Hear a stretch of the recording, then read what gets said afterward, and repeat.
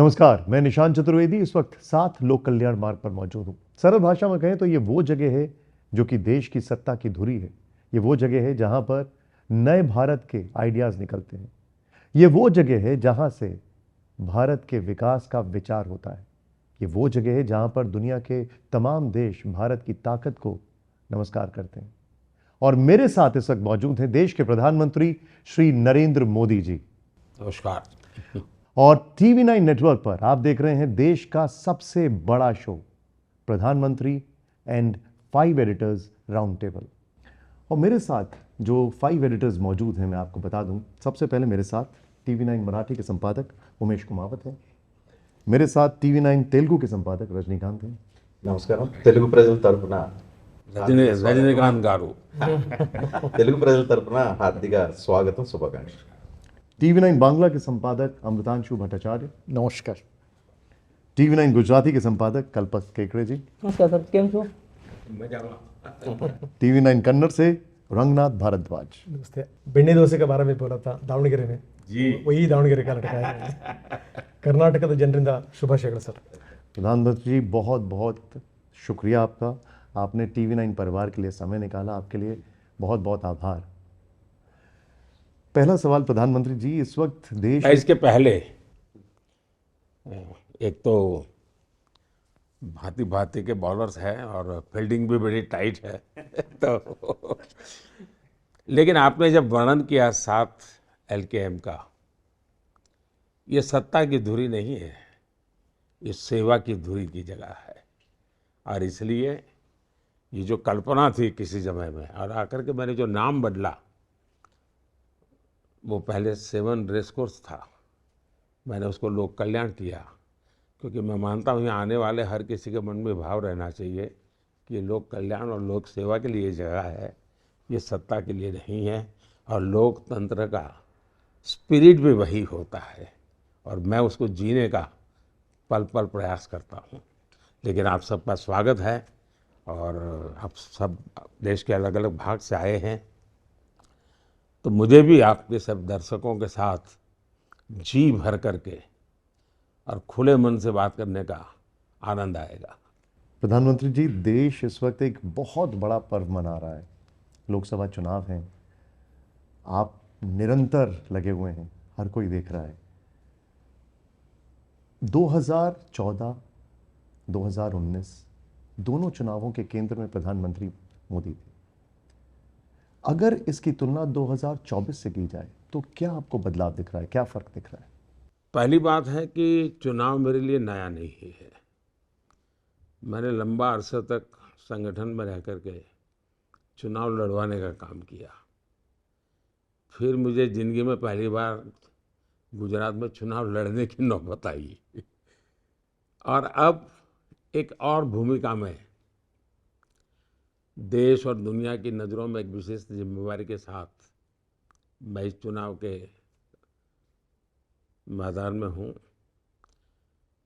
2014 में जब हम चुनाव में थे तब लोगों के मन में कई क्वेश्चन मार्क थे। मोदी जी नए हैं, कौन है, गुजराती जानते हैं, लेकिन लोगों के मन में एक उम्मीद थी। 2014 में उम्मीद थी यार कुछ तो करेगा।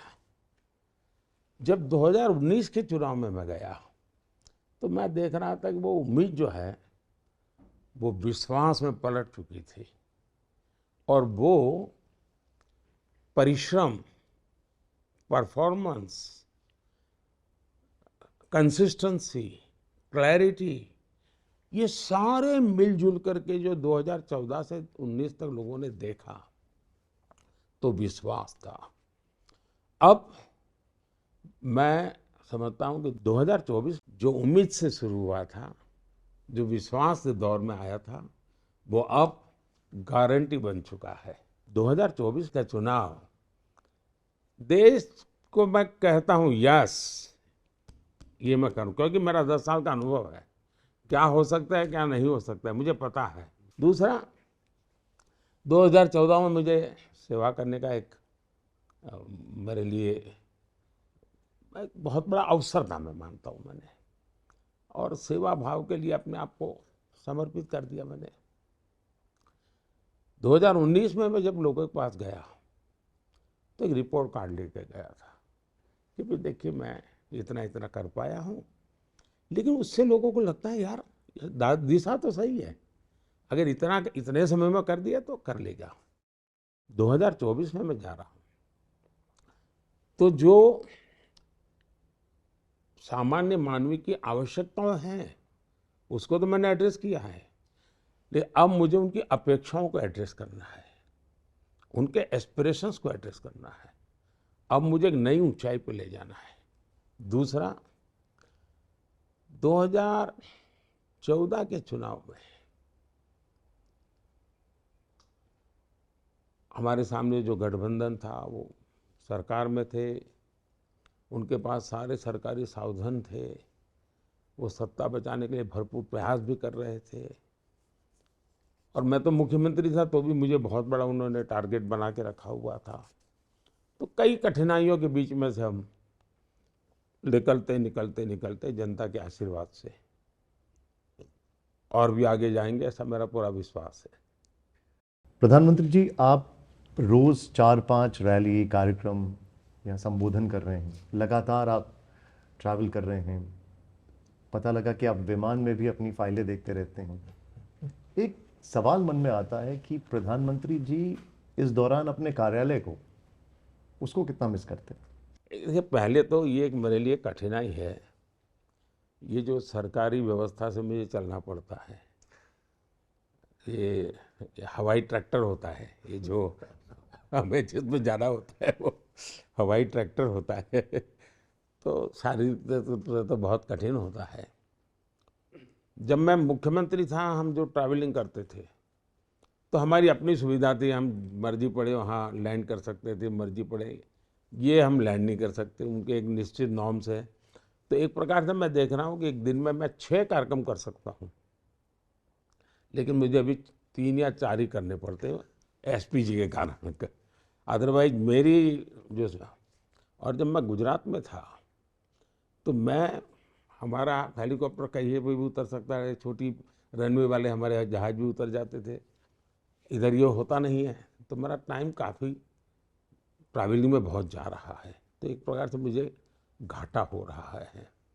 दूसरा, मैं जब गुजरात में 2014 का चुनाव लड़ा तब तो मेरे सामने बहुत बड़ी दिक्कत थी जी। मुझे कैंपेन के लिए देश भर में जाना होता था, गुजरात सरकार चलानी होती थी, बजट का समय था, क्योंकि मुझे मई महीने में नहीं, सितंबर में घोषित कर दिया था पीएम कैंडिडेट, तो अक्टूबर नवंबर दिसंबर बजट का समय होता है। तो मैं दिन भर ट्रैवल करता था देश के अलग अलग कोने में, रात को 9-10 बजे पहुंच के स्नान करके मैं बजट की मीटिंग लेता था और मैं गुजरात का बजट बनाता था। अभी भी मैं रूटीन में भी मैं विदेश जाता हूं तब भी, यहाँ भी तो मेरे साथ ब्रीफिंग करने वाली टीम होती है, और मेरे आगे के कार्यक्रमों की चर्चा करने वाली टीम होती है, फाइलें होती हैं, कुछ डिस्कशन पॉइंट होते हैं, तो ये सारी चीज़ें मैं इन दिनों साथ साथ कर लेता हूँ। बहुत सी चीज़ें मैं अर्जेंस है तो देर रात का, जैसे हीट वेव, अभी हीट वेव के लिए मैं 1 जून तक इंतजार नहीं कर सकता, तो मेरे लिए उसके लिए आवश्यक जो भी मीटिंग करनी होती है, मौसम कैसा रहेगा, इस बार बारिश कैसी रहेगी, उसके लिए क्या प्लान करना चाहिए, तो ये मुझे पहले करना पड़ता है, तो मेरी उसकी मीटिंगें चलती हैं। अब सरकार बनने के बाद बजट आएगा तो बजट की तैयारी करनी है, सरकार बनने के बाद मुझे 100 दिन का काम करना है तो उसकी तैयारी हो। तो एक प्रकार से मैं इन सारे चीज़ों को एक साथ, और मैं 10 प्रकार की चीज़ें एक साथ करने की अब ट्रेनिंग हो चुकी है मेरे दिनों में, तो मैं कर लेता हूँ। और मैं मानता हूँ कि मुझे, मेरे व्यक्तित्व को मैं टुकड़ों में नहीं रखता हूँ, मेरा एक बड़ा होलिस्टिक और इंटीग्रेटेड अप्रोच होता है। तो मेरा ऐसा नहीं होता है कि भाई ये काम करता हूँ तो वो काम छोड़ दूँ, फिर वो करूँ तो फिर वो छोड़ दूँ। मुझे लगता है कि ये काम भी मेरा पूरा फोकस रहेगा, लेकिन उस काम को भी मुझे समय देना होगा, उस काम को भी मुझे फोकस रहेगा, उस काम को भी समय देना। तो मैं बैलेंस एक्ट करता हूँ, और शायद मुझे लगता है कि ये योगा के ही कमाल है जो मुझे बैलेंस करना सिखाती है। प्रधानमंत्री जी, अब 2 चरण लगभग खत्म हो चुके हैं पूरे, अब तीसरे चरण में चुनाव जा रहा है, लेकिन नीति और मुद्दों से कहीं पे ऐसा लग रहा है कि ये चुनाव भटक रहा है। आप पर व्यक्तिगत हमले होते हैं, जैसे अभी तेलंगाना के मुख्यमंत्री ने आपको कोबरा कह दिया। हमारे यहाँ संजय राउत है, उन्होंने रावण कहा था औरंगजेब का जन्म आपके गांव के पास हुआ है। कई सारे वीडियो आते हैं जिसमें होता है कि टुकड़े टुकड़े कर देंगे। तो आप इन बयानों को कैसे देखते हैं? मुझे चिंता ये है कि इस डिक्शनरी की सारी गालियां खत्म हो गई। अब ये बेचारे करेंगे क्या? तो अब उनको कोई रिसर्च टीम बनानी पड़ेगी कि भाई मोदी के लिए कोई नई गालियां खोजो। क्योंकि सारी डिक्शनरी उन्होंने एक प्रकार से मुझे गालियां देने के लिए इस्तेमाल कर ली है। और हो सकता है कि Guinness book of world record बन जाएगा कि एक व्यक्ति को सार्वजनिक जीवन में इतनी भद्दी, इतनी ज्यादा, इतनी बार गालियां खानी पड़ रही है। लेकिन देखिए, मैं तो परमात्मा में श्रद्धा रखने वाला व्यक्ति हूँ। मैं शिव का भी उपासक हूँ, शक्ति का भी उपासक हूँ। और शिव ने तो विष पीना सिखाया है। अगर मुझे अमृत की हिफाजत करनी है तो विष पीना है, और तो मेरे जिम में आया है तो मैं करूँगा। हमारा लोग राम को भी नहीं छोड़ा है, कृष्ण को भी नहीं छोड़ा है, मोदी जी को कैसे छोड़ सकता है? प्रधानमंत्री जी, जैसे आपने बोल रहे थे कि अभी 10 साल हो गया है, अभी आप गारंटी दे सकते हैं, तो एक तरफ आपका मोदी का गारंटी है देश के सामने, और दूसरी तरफ हम लोगों ने देखा कि अभी राहुल गांधी भी गारंटी दे रहा है कि अगर मेरा सरकार आ गया तो हम एक झटके में सारे गरीबी देश का ख़त्म कर देंगे। तो अभी देश किसका गारंटी पर भरोसा करे? देखिए, पहली बात है कि गारंटी शब्द पर मेरा कोई कॉपीराइट नहीं है, तो हर किसी को उपयोग करना पड़ता है। दूसरा, आपने देखा होगा कि जिसको फर्जी माल बेचना होता है वो भी बड़ी प्रोडक्ट का सिमिली ढूंढ करके शब्दों का प्रयोग करता है। तब उनकी मुसीबत ये है कि उनको ये शब्दों का उपयोग करना पड़ता है। लेकिन मान लीजिए, अब गारंटी वो ऐसे ही नहीं निकलती है जी। एक लंबी तपस्या के बाद आपके शब्द गारंटी बन जाते हैं, आपके शब्द की कीमत बढ़ जाती है। मैं गारंटी शब्द उपयोग न करूं तो भी, मुझे याद है मैं गुजरात में था, तो मेरे यहाँ अमरेली डिस्ट्रिक्ट के कुछ लोग आए, तो उसके बाद चुनाव होना था। उन्होंने कहा, साहब बस आप इतना बोल दीजिए, हमारा काम चल जाएगा। मैंने कहा, मैं नहीं बोल सकता भाई। नहीं बोले, साहब आप बोल दीजिए ना। मैंने कहा, भाई ऐसे जिस चीज़ की योजना नहीं बनी है, मैं इसके विषय में। बोले, साहब आपने बोल दिया ना। बोले वो रामबाण है, बस आप बोल दीजिए। मैं उस दिन से बहुत सजग हो गया।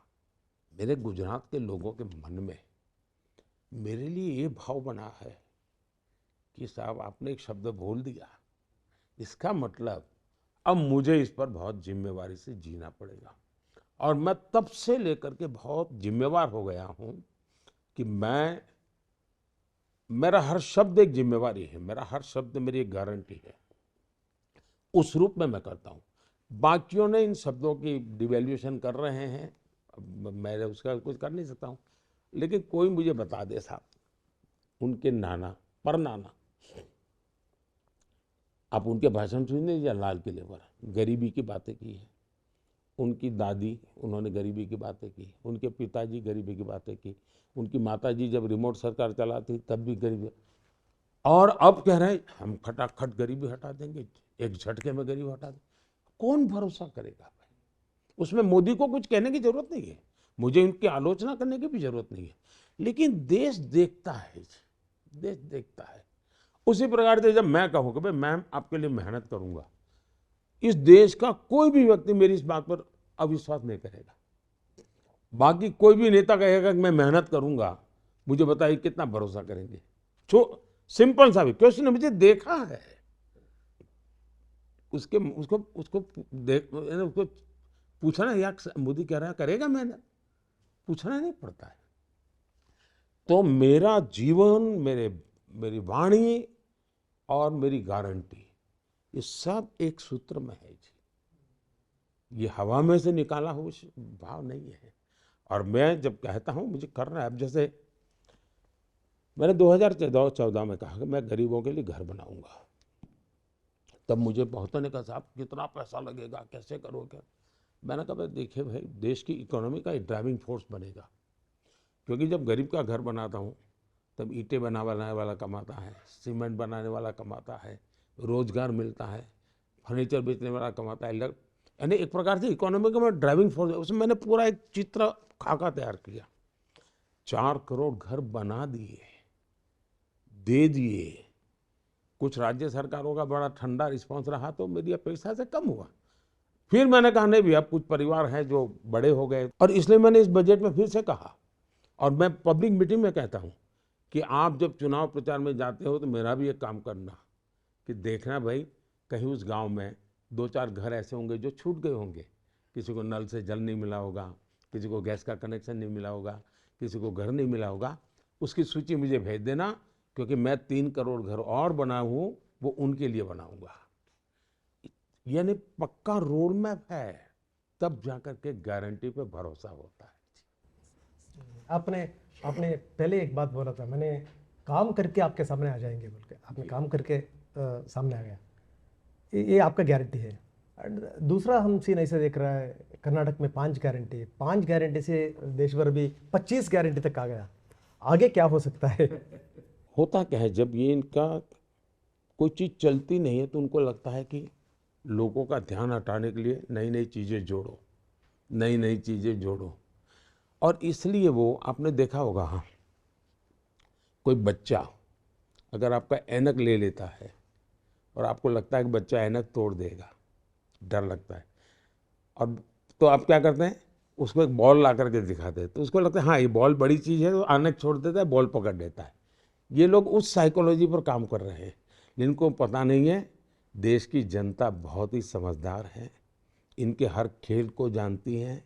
वो 5 गारंटी लाए, 25 गारंटी लाए, 75 गारंटी लाए, वो शब्दों को ऊपर नीचे करे, अनाप शनाप बोले, इससे जनमन नहीं बनता है जी। आपको टीवी मीडिया में जगह मिल जाती है, जमीन पे नहीं मिलती है, जनों के दिल में नहीं मिलती है। दूसरा, उन्होंने ऐसी ऐसी गारंटियां दी थी, एक जगह पे तो एक चुनाव में उन्होंने तारीख गिन लीजिए, 1, 2, ऐसा बोले 10 दिन में ये हो जाएगा। वो 5 साल वो सरकार रही, नहीं हुआ जी, तो लोगों को अविश्वास हो जाता है। और दुर्भाग्य तो यह है कि सार्वजनिक जीवन में राजनेताओं की शब्दों की ताकत इतनी खत्म हो चुकी है कि मेरे लोगों को ज्यादा मेहनत करनी पड़ती है। भाई मैं वो उस बिरादरी का नहीं हूँ बाबा, मैं जो कह रहा हूँ करूँगा, तो मुझे तो उनके कारण नुकसान होता है ये झूठ बोलने वालों से। आपने इसके साथ साथ उनका नींद उड़ा दिया है, अभी जो दिया है ये सिर्फ ट्रेलर है, पिक्चर अभी बाकी है। क्या क्या रह सकता है पिक्चर में? ऐसा है कि वो नींद उनको उड़ने का कारण नहीं है। मैं अभी भी मानता हूं कि इतना बड़ा देश 10 साल में मैंने जो किया है उसके कारण मेरा विश्वास बन गया है, लेकिन मेरी जो सोचने का तरीका है, मुझे बहुत कुछ करना है। और मैं देश को बताता हूँ, आपको संतोष होगा, आपको मोदी को प्यार करते हैं, आशीर्वाद देते हैं, लेकिन मान लीजिए मोदी सोने वाला नहीं है। मैं इसको और ऊंचाई पे ले जाऊंगा और नई चीजें करूंगा, और मुझे दुनिया में हिंदुस्तान का जय जयकार करना है जी। प्रधानमंत्री जी, एक चीज को लेकर बड़ा भ्रम है, और वो भ्रम ये है कि विपक्ष आरोप लगाता है कि अगर बीजेपी 400 सीट लेकर आई तो संविधान बदल देगी। इस देश में पहले भी 400 सीट लेकर पार्टी आई है, देश में पहले भी संविधान में 100 से ज्यादा संशोधन हो चुके हैं। इन बयानों पर आप क्या कहेंगे? पहली बात यह है कि आज हमारे पास कितनी सीटें हैं? आज भी एनडीए के पास करीब करीब 360 सीटें हैं, और एनडीए के सिवाय जैसे बीजेडी एनडीए में नहीं है, तो उन सबको मिला ले तो आज भी हम करीब करीब 400 सीट के साथ ही बैठे हुए हैं पार्लियामेंट में, पिछले 5 साल से बैठे हुए हैं। अगर ऐसा कोई पाप किसी को करना होता तो उसी समय कर लेता। तो ये तर्क भी नहीं है, सत्य भी नहीं है, लेकिन ये क्यों करते हैं? क्योंकि उनके पास, उनका इतिहास देख लीजिए साहब, जो पार्टी कांग्रेस पार्टी के संविधान में की पवित्रता को नहीं मानती है, वो पार्टी देश के संविधान को कैसे मानेगी? कांग्रेस पार्टी के संविधान की पवित्रता को नष्ट करने का काम इस परिवार ने किया है। उन्होंने संविधान की मर्यादाओं को तोड़ा है। कांग्रेस पार्टी ने ऑफिशियली राष्ट्रपति के उम्मीदवार तय किए थे संजीव रेड्डी जी को, ऑफिशियली कांग्रेस पार्टी ने, और उनकी पीठ में छुरा भोंक करके उनको हरा दिया गया था। ये इनका खेल है। इन्होंने संविधान के साथ हमेशा खिलवाड़ किया। नेहरू जी इतने बड़े लोकतंत्र का चेहरा कहते हैं ना आप लोग, पार्लियामेंट में बैठने के सबसे पहला जो संविधान संशोधन किया वो उन्होंने फ्रीडम ऑफ स्पीच को रिस्ट्रिक्ट करने के लिए किया था। पूरी तरह अनडेमोक्रेटिक नेहरू जी ने किया था। दूसरा, अब उन्होंने कैसे किया? भारत का संविधान, इसमें मैं 3 बातें मोटी मोटी देखता हूं। एक तो बहुत ही अनुभवी लोगों ने बैठ करके, भारत की जड़ों को जानने वाले लोगों ने बैठ करके संविधान को बनाया। उसमें वो सुगंध है भारत के सोच, इसलिए उसको एक सामाजिक दस्तावेज भी कहा जाता है। वो सुगंध है। दूसरा, ये लोग आगे का सोचते थे, तो उसमें एक फ्यूचरिस्टिक देश आगे अच्छा चले इसकी व्यवस्था भी है। और तीसरा, जो शब्दों में नहीं है लेकिन पेंटिंग में है, पहला संविधान बना, उसके हर पेज पर एक पेंटिंग है। वो पेंटिंग हमें हजारों साल के साथ जोड़ने वाली एक लिंक है, कड़ी है। हमारी संस्कृति, हमारी परंपरा, हमारा इतिहास, हमारी मान्यताएं, वो सब उन चित्रों में अंकित है। चित्रों में, ताकि जल्दी देश समझ पाए, लंबा इतिहास लिखना ना पड़े, वो चित्रों में रखा गया। शब्दों में वर्तमान और आने वाली कल रखी गई। तो कल, आज और कल, इसका एक बहुत ही संतुलित दस्तावेज, अत्यंत पवित्र दस्तावेज हमारा संविधान है। इन्होंने सबसे पहले संविधान की मूल प्रत में जितनी ये जो महान ऐतिहासिक सांस्कृतिक परंपरा वाला भाव था, उसको नष्ट कर दिया, नए प्रिंट में उसको निकाल दिया। उसके बाद एक भी संविधान की प्रत उस वाली प्रिंट नहीं हुई। हमने अभी जब पार्लियामेंट का उद्घाटन किया तो ओरिजिनल की प्रत प्रिंट करके हमने देश के वासियों को, एमपीओ को दी, क्योंकि उसके मेरे मन में था, जैसे मैंने सेंगोन रखा पार्लियामेंट में, मैंने संविधान की भी ओरिजिनल प्रत की प्रिंट छपवा के दी, क्योंकि उसमें वो मैंने संविधान की तरह। दूसरा, इन्होंने क्या किया, हमारी न्यायालय, संविधान ने जन्म दिया है। शाहबानों का केस है, सुप्रीम कोर्ट ने निर्णय किया था, वोट बैंक के लिए संविधान को समर्पित कर दिया। सुप्रीम कोर्ट, जो कि संविधान की एक बहुत बड़ी इकाई है, उसकी भावना को नष्ट करके उन्होंने संविधान बदल दिया।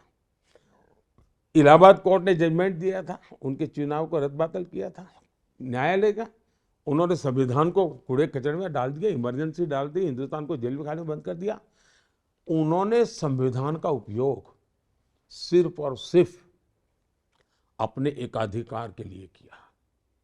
देश की सरकारों को 356 का उपयोग करके 100 बार उसको खत्म किया इन्होंने, और एक प्रधानमंत्री ने अकेले ने 50 बार किया, और इन्हीं के परिवार ने की। तो संविधान को पूरी तरह नष्ट करना, ये उनकी पूरी। और दूसरा, अपीजमेंट पॉलिटिक्स के लिए, एक पावर के लिए, दूसरा अपीजमेंट पॉलिटिक्स के लिए। एक हेतु सत्ता के लिए संविधान का उपयोग किया, दूसरा वोट बैंक पॉलिटिक्स के लिए किया। मेरे मन में तो सवाल है जी, और मैं तो मीडिया के लोगों को कहता हूं, खोजिए, क्या वायनाड में सौदा हुआ है क्या? मेरे मन में क्वेश्चन है, क्या वायनाड में सौदा हुआ है क्या, कि आपको मुसलमानों को रिजर्वेशन में हिस्सा दिया जाएगा, बदले में वायनाड जिताओ। क्या ऐसा सौदा हुआ है क्या? बदले में देश में चुनाव जिताओ। क्या ऐसा सौदा हुआ है क्या? देश जानना चाहता है। और आज खेल क्या चल रहा है? आज खेल ये चल रहा है, SC, ST, OBC के जो संविधान में आरक्षण मिला हुआ है, उस आरक्षण को छीनने का तरीका ढूंढा जा रहा है। और वो धर्म के आधार पर आरक्षण देना चाहता है।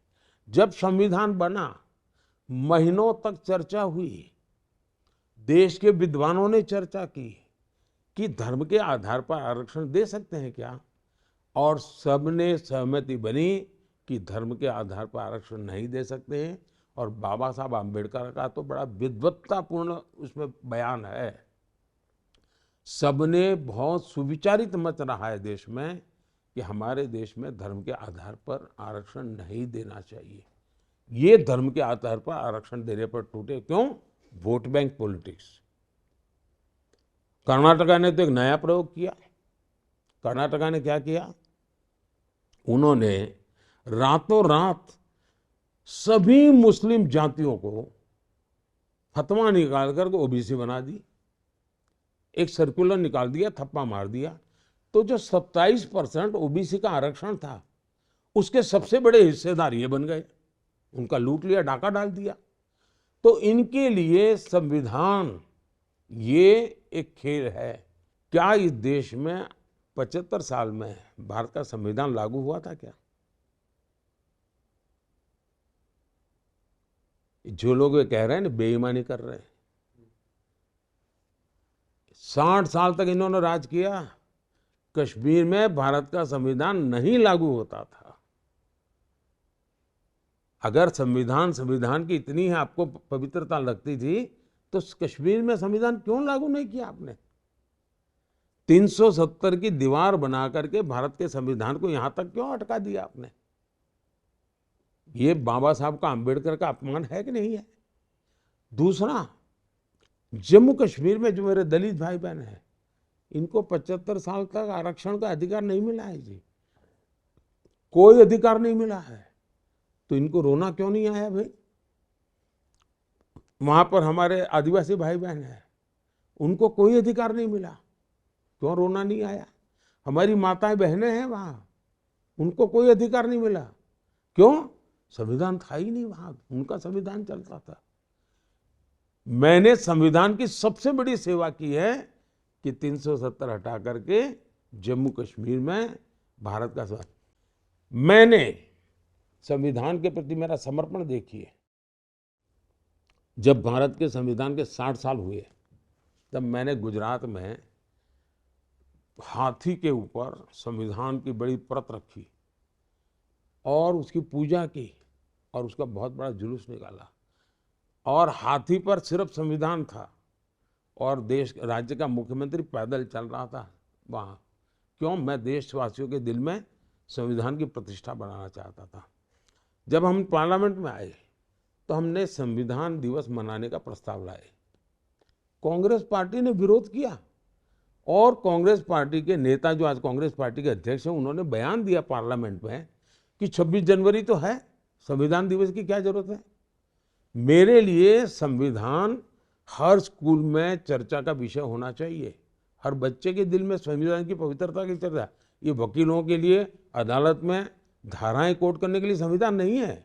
संविधान हमारी जीवन की प्रेरणा बनना चाहिए, नई पीढ़ी को शिक्षा मिलनी चाहिए। और मैं देशवासियों को कहता हूँ, मेरी तीसरी टर्म में मेरे जो पहले 100 दिन के कार्यक्रम है ना, एक मैं आज पत्ता खोल देता हूँ। पहले 100 दिन में मेरा एक काम ये रहेगा कि संविधान के 75 साल को साल भर ऐसे मनाऊंगा अब तो, क्योंकि इतना झूठ बोल रहे हैं लोग, ताकि देश संविधान की पवित्रता को समझे, संविधान के महात्मा को समझे। हाँ, मैं संविधान में जितना अधिकार की चर्चा होती है, मैं कर्तव्य की भी उतनी चर्चा करना चाहता हूँ, क्योंकि देश में कर्तव्य भाव भी जगाना चाहिए।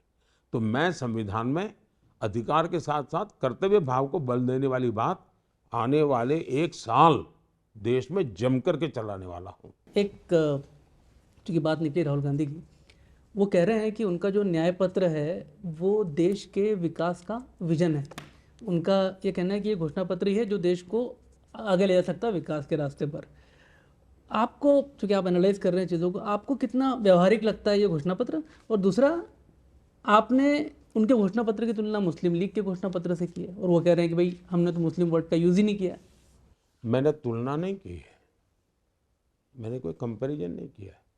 मैंने सीधा सीधा समझाया है कि मुस्लिम लीग की जो सोच है, मुस्लिम लीग की छाप इनके मैनिफेस्टो में है।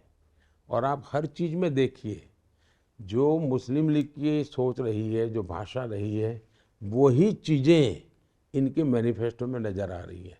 वो कपड़े कोई भी पहना ले, लेकिन हिडन एजेंडा साफ दिखता है। उन्होंने बोला है हमारा घोषणा पत्र देख के मोदी जी बहुत चिंतित है। ऐसा है कि उनको हमेशा ये रहता है कि मोदी डर जाता है, मोदी डरा हुआ है, हम बोलेंगे तो भूकंप आ जाएगा। अब उनको अपने आनंद में जीने दीजिए ना। और उसमें कुछ विजन जैसी बात लगी आपको घोषणा पत्र? उनको मजा आना चाहिए, आने दीजिए ना। कांग्रेस का जो आर्थिक सर्वे के बारे में बात कर रहे हैं आजकल, सो अभी सिचुएशन देश में जो सिचुएशन के हिसाब से देखा तो ये जरूरत है इकोनॉमिक सर्वे? पहली बात यह है कि उनके व्यवहार से तो लगता ही है, देखिए इन दिनों काफ़ी युवा लीडरशिप उनकी कांग्रेस छोड़ के बाहर निकली है। और उनका एक मुद्दा ये है कि कांग्रेस पार्टी को पूरी तरह माओवादियों ने कब्जा कर लिया है। अब वो हर चीज में इस प्रकार का देश में लाइसेंस राज लाने के मूड में है। और मुझे अब लगता है कि नरसिम्हा राव को उन्होंने इतना अपमानित क्यों किया, नरसिम्हा राव को अपमानित क्यों किया इतना? प्रधानमंत्री तो उन्हीं की पार्टी के थे। उसका एक कारण नरसिम्हा राव की सरकार ने जो रिफॉर्म किए और जो लाइसेंस राज में से नरसिम्हा राव ने बाहर लाने की कोशिश की, ये इस परिवार को खटका और वो फिर से तलाश में है कि देश को लाइसेंस राज में कैसे लाया जाए। और इसलिए उनके दिमाग पर माओवादियों का कब्जा है और उनकी राजनीति में उनकी आत्मा पूरी तरह वोट बैंक की राजनीति में फंसी पड़ी हुई है, तुष्टीकरण में फंसी पड़ी हुई है। सो यूसीसी के बारे में बहुत चर्चा चल रहा है, उत्तराखंड ने ये पास कर दिया है, एंड दूसरा राज्य का क्या हाल है? क्योंकि इंक्लूडिंग कर्नाटका कुछ राज्य ने अपोज कर रहा है। क्या ये राज्य से ये लागू हो सकता है या केंद्र से? मुझे आश्चर्य हो रहा है कि हमारे देश के मीडिया ने ये सवाल 75 साल के बाद क्यों पूछा। देश आजाद होने के बाद हर प्रधानमंत्री को, हर सरकार को पूछना चाहिए था कि जब संविधान में लिखा गया है, संविधान की भावना है, तो आपने लागू क्यों नहीं किया, ये पूछना चाहिए था। सवाल तो उनको पूछना चाहिए कि भी इतने साल तक रहे, इतना बड़ा देश चलाना है तो कोई एक कानून तो होना चाहिए, नहीं होना चाहिए। सुप्रीम कोर्ट ने 2500 बार गाजे बाजे के साथ कहा है कि सरकार यूसीसी पर कदम उठाए, जवाब उनको पूछना चाहिए। दूसरा, ये यूसीसी के लिए लोग जो सवाल उठाते हैं उनको मैं कहता हूं जरा गोवा की तरफ देखिए। देश आजाद हुआ तब से गोवा में यूसीसी है और गोवा में सबसे बड़ी माइनॉरिटीज है। गोवा में तो कोई समस्या नहीं हो रही है, सुख चैन की जिंदगी जी रहे हैं और गोवा आज बहुत बड़ी तेजी से विकास कर रहा है। तो सभी राज्यों को अब लगने लगा है कि अगर गोवा में सुख शांति सुख चैन की जिंदगी समान नागरिक से है तो राज्य करो। हम तो पहले से कमिटेड हैं, हम तो मैनिफेस्टो में हम कहते आए हैं, हम जब किस प्रकार से इसको आगे बढ़ना, कैसे बढ़ना, वो व्यवहार परिस्थितियों में हम रास्ता निकालते रहते हैं। जिस प्रकार से हम देश की एकता के लिए संविधान को भी जहां नहीं था वहां पहुंचाया, वैसे ही हमने पहले से हमारा कमिटमेंट है। और ये कमिटमेंट हमारी पॉलिटिकल आइडियोलॉजी नहीं है, ये संविधान की भावना का ही हमारा एक्शन है। संविधान की भावना कहती है यूसीसी की बात, देश की सुप्रीम कोर्ट कहती है यूसीसी की बात। हम तो जो देश की संवैधानिक संस्थाओं ने हमको कहा है, हम करने के रास्ते खोज रहे हैं और इसलिए जनता का आशीर्वाद मांग रहे हैं। प्रधानमंत्री जी, एक क्षण ऐसा आया जब देश और विदेश में करोड़ों भारतीय भाव विभोर हो गए। हम लोग वहां पर मौजूद थे, हमने देखा प्राण प्रतिष्ठा के दिन। प्राण प्रतिष्ठा की अगर बात की जाए तो विपक्ष का यह आरोप है कि भारतीय जनता पार्टी राम मंदिर पर अपना हक जमाना चाहती है, इसीलिए हम प्राण प्रतिष्ठा में नहीं आए। आप क्या कहेंगे इसमें? प्रभु राम को ये इतनी कम सामर्थ्यवान मानते हैं क्या? मतलब इनको इतना नॉलेज नहीं है, परम पिता परमेश्वर पर कोई अधिकार कर सकता है क्या? प्रभु राम कितना महान व्यक्तित्व, और एक पार्टी मामूली छोटी सी बीजेपी पार्टी प्रभु राम के सामने कुछ नहीं है भाई। ये लोग कैसी बात करते हैं? सचमुच में तो प्रभु राम उनके भी होने चाहिए, सबके होने चाहिए जी। इस पर किसी का मालिकी हक नहीं हो सकता है जी। ये सोच ही तो है जो, लेकिन ये वो क्यों बोलते हैं? उनका हिडन एजेंडा जो है ना, उस पर पर्दा लगाने के लिए ऐसे बातें बोल रहे हैं। उनका हिडन एजेंडा है उनकी वोट बैंक को संभालना, उनकी वोट बैंक को संभालना, और इसलिए वे इस प्रकार की बहानेबाजी कर रहे हैं। उनको लगता था कि जो राम मंदिर गए तो वोट बैंक गई, वोट बैंक सवाल करेगी। उनको डर यही है। आपने देखा होगा राजीव गांधी ने अपना एक कैंपेन अयोध्या से शुरू किया था, चुनावी कैंपेन, और ये सिग्नल दिया था उन्होंने। लेकिन तब उन्होंने कहा, उनकी वोट बैंक ने कहा कि ये खेल खेलोगे तो तुम में और बीजेपी में फर्क क्या है, तो भाग गए। आपने देखा होगा कई चुनावों में ये लोग मंदिरों में जाते थे, इस चुनाव में नहीं जा रहे। मार किया क्या?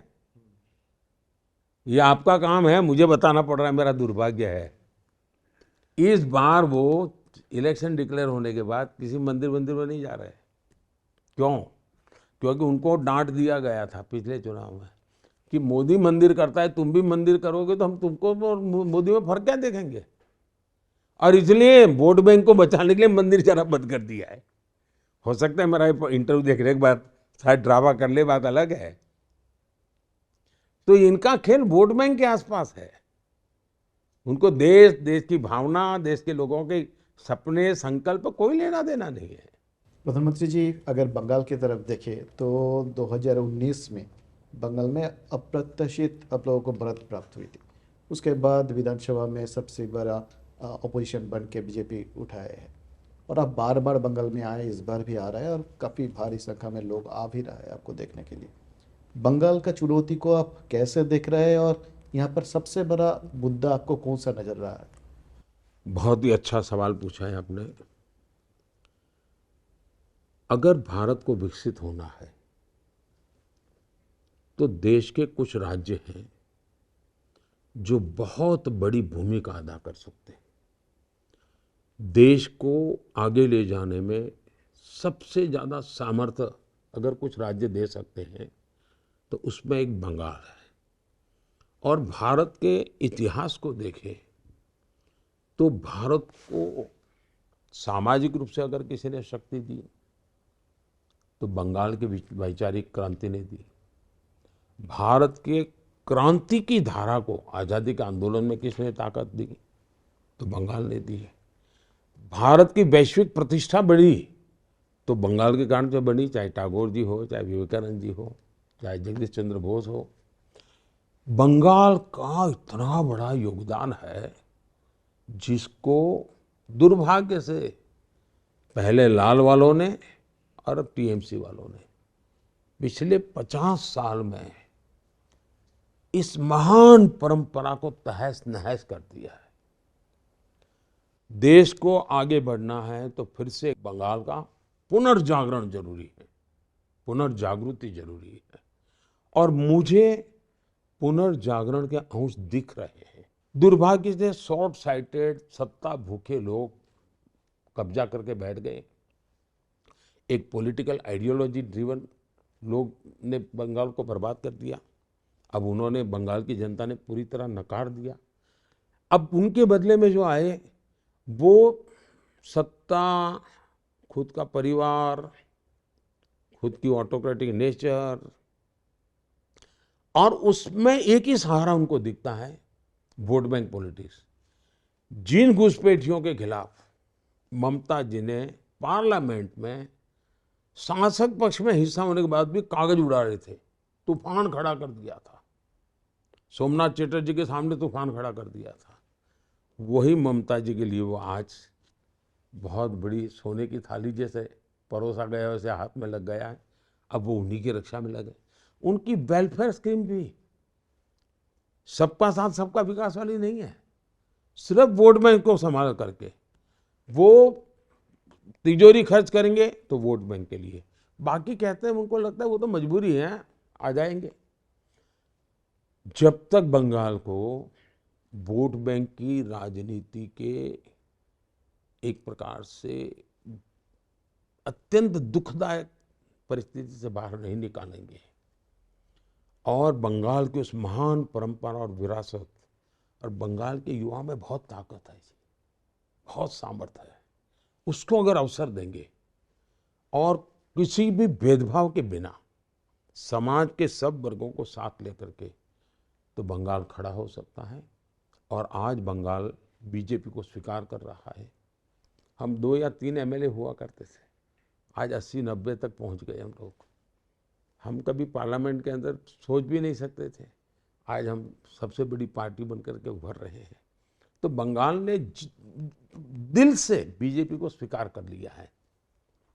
वोट की दुनिया में अभी हमें कभी बहुत सारी कठिनाइयां आती हैं, लेकिन मैं मानता हूं कि जनता, हिंसा जिस प्रकार का वातावरण है, सबसे बड़ी चुनौती है। लोकतंत्र में सारे देश में अब शांतिपूर्ण चुनाव हो रहे हैं। देखिए, पहले 2 हुए, कहीं से हिंसा, बंगाल के सिवाय कहीं से घटना ही नहीं आती थी। या तो बंगाल से आएगी या केरल से आएगी। जब त्रिपुरा में भी कम्युनिस्टों की गवर्नमेंट थी, हिंसा की घटनाएं आती थी, कम्युनिस्ट गए, हिंसा की घटना बंद थी। बंगाल में कम्युनिस्ट गए, बंद हुआ, लेकिन अब ममता दीदी ने वही रास्ता अपना लिया। तो दुर्भाग्य है, लोकतंत्र के लिए भी खतरा है। और आज की राजनीति बंगाल की बीजेपी के लिए चुनौती नहीं है, देश के लिए चुनौती है जी। देश इस प्रकार से नहीं चल सकता जी। ऐसे बंगाल में हम लोग देखा जाए तो 50%, 50% महिलाओं है वोटर्स के अंदर। और पिछले चुनाव में भी देखे हैं कि देश का महिलाओं ने बीजेपी को बहुत अच्छी खासी सपोर्ट दिया है। तो इस बार बंगाल के लिए स्पेशली ये संदेशखाली का जो भी हम लोगों ने देखा सुना, इसके बाद मोदी का गारंटी क्या है? पहली बात है कि एक तो मेरा खुद की सोच क्या है, राजनीति छोड़ दीजिए। भारत की 50% जनसंख्या वो भारत की विकास यात्रा में भागीदार बननी चाहिए कि नहीं बननी चाहिए।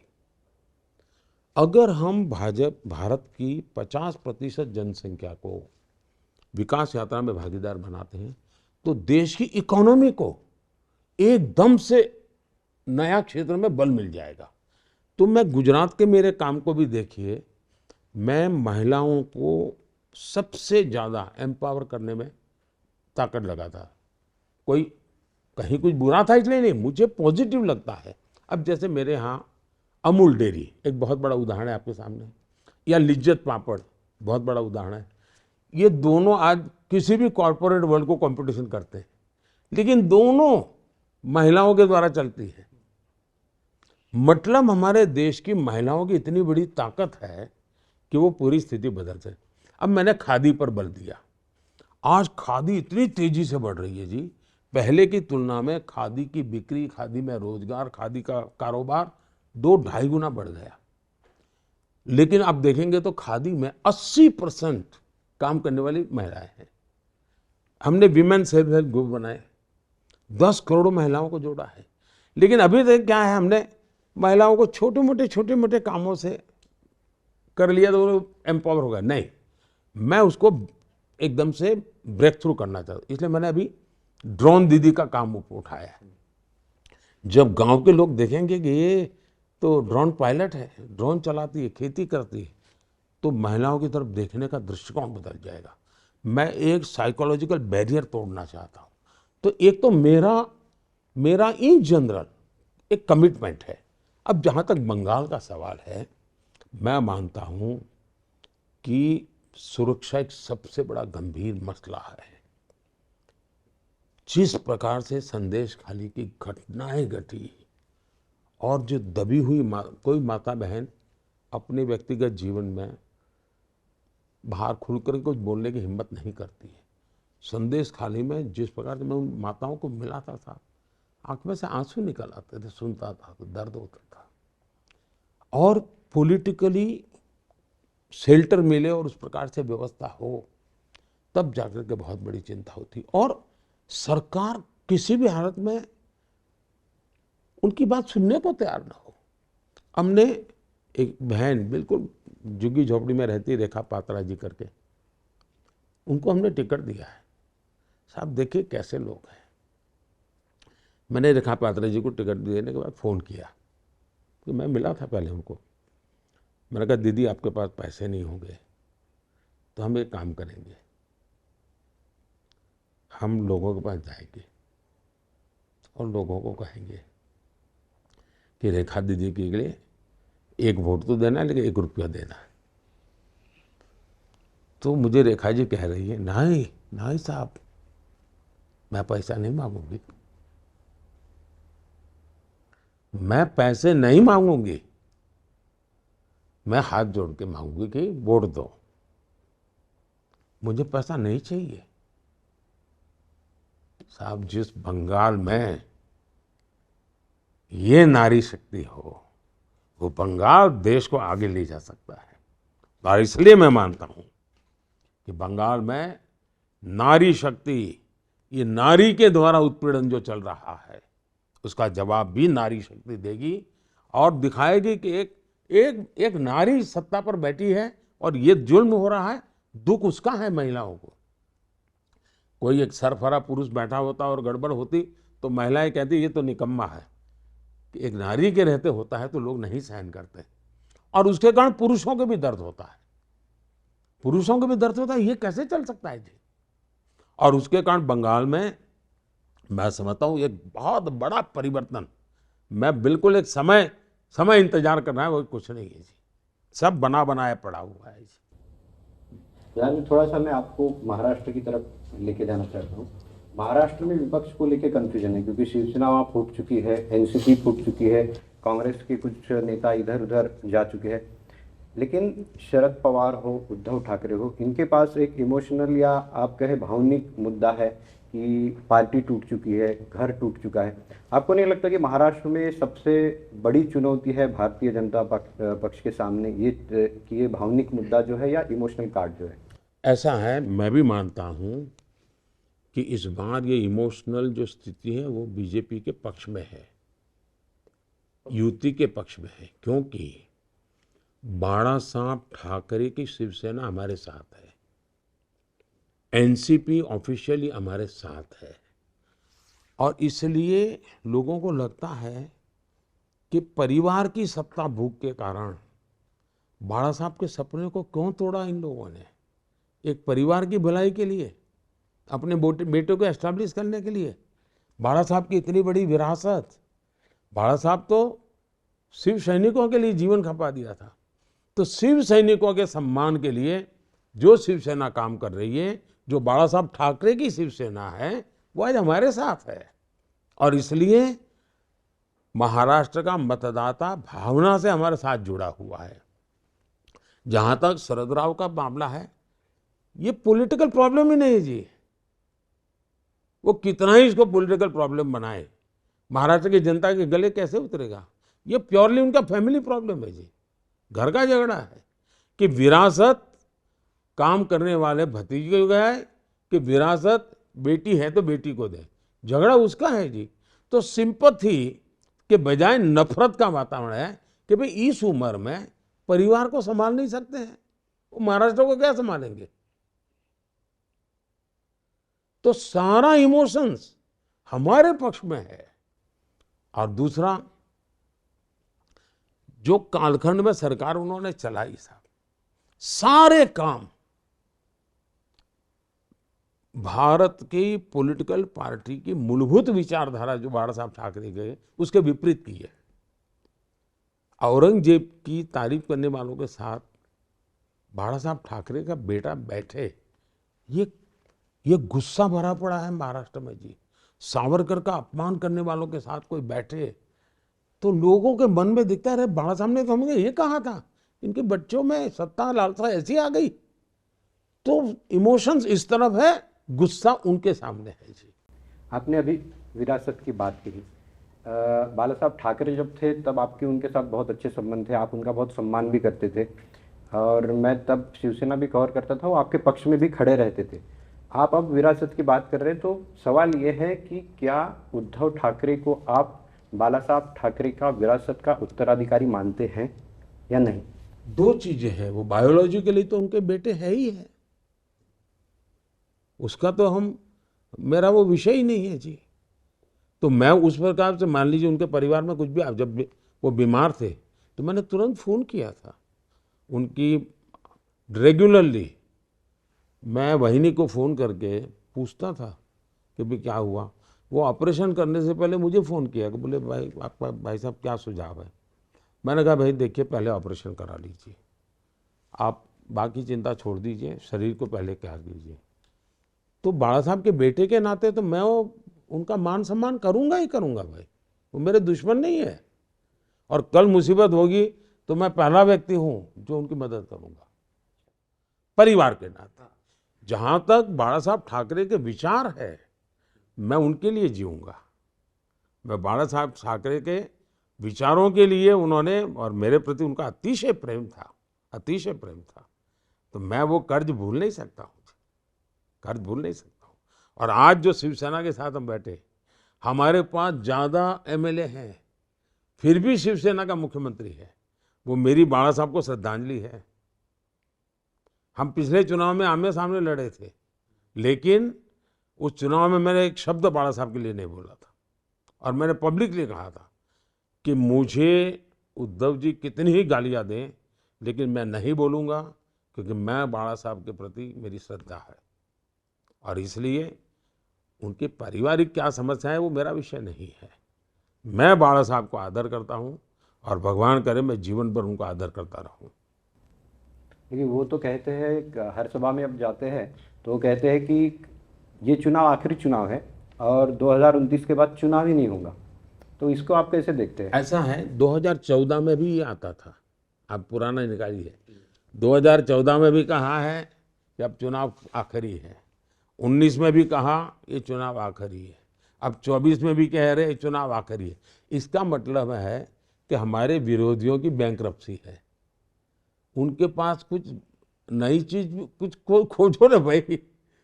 जो चीज होनी नहीं है, होती नहीं है, संभावना नहीं है, सवाल नहीं है, अब इसके लिए आप क्या बात करोगे जी। इतना बड़ा संविधान है, जिस देश के अंदर 900 टीवी चैनल चलते हो जी, आज वहाँ कोई डिक्टेटर पैदा नहीं हो सकता है, आसमान से भी आकर के पैदा नहीं हो सकता है। जिस देश के अंदर न्यायालय इतना वाइब्रेंट हो, उस देश के अंदर कभी भी डिक्टेटर पैदा नहीं हो सकता है।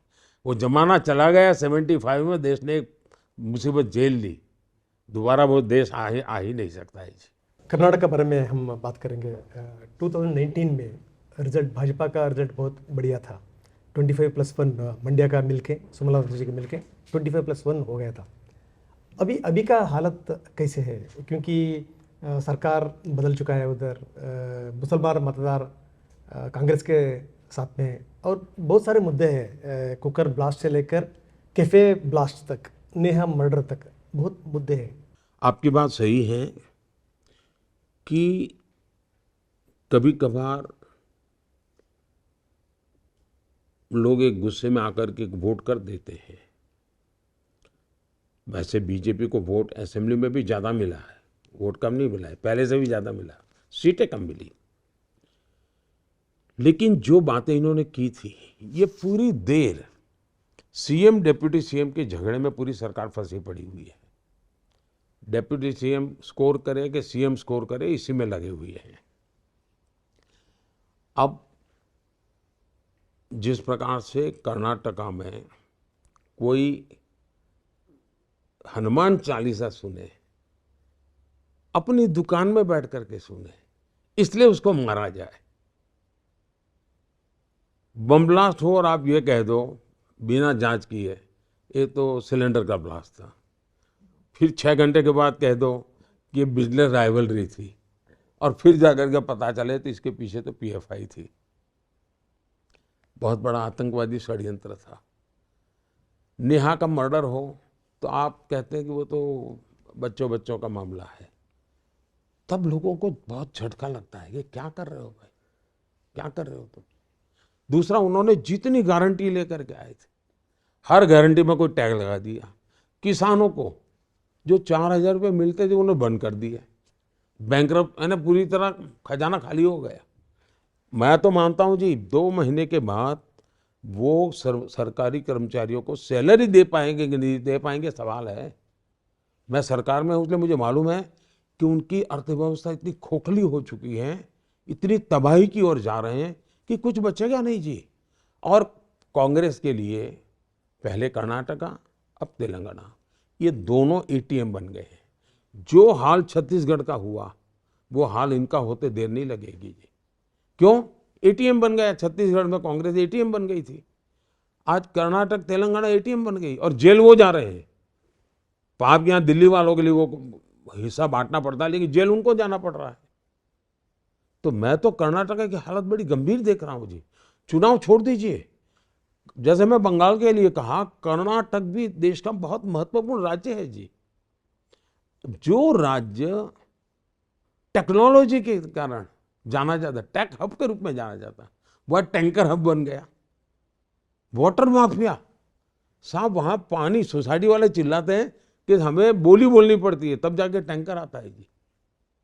अब ये हाल बंगलुरु का सुनते हैं तो दुनिया में हमारे लिए बहुत बड़ा संकट पैदा होने वाला है, हमारी प्रतिष्ठा को चोट लगने वाली है। अब इनको राजनीति के सिवा कुछ सोचता नहीं है। ये अंदर की झगड़े में हमारा, ये दिल्ली के साथ भी झगड़ते रहते हैं। अच्छा, वहां कंपटीशन है कि दिल्ली को खुश रखने के लिए सीएम क्या करेगा और डिप्टी सीएम क्या करेगा, और उसके लिए कर्नाटक को और ज्यादा लूटा जा रहा है। तो ये एक बहुत बड़ा संकट बन गया है जी। और मैं तो मानता हूं कि ये सीएम बनने के लिए जो म्यूजिकल चेयर का उन्होंने खेल खेला है ना, 2-2, 2.5 साल के बाद, अब तो पार्लियामेंट यहाँ भी ला रहे हैं, हर साल एक नया प्राइम मिनिस्टर। तो क्या होगा जी? सो आप तेलंगाना को एटीएम, नया एटीएम बोल रहे हैं।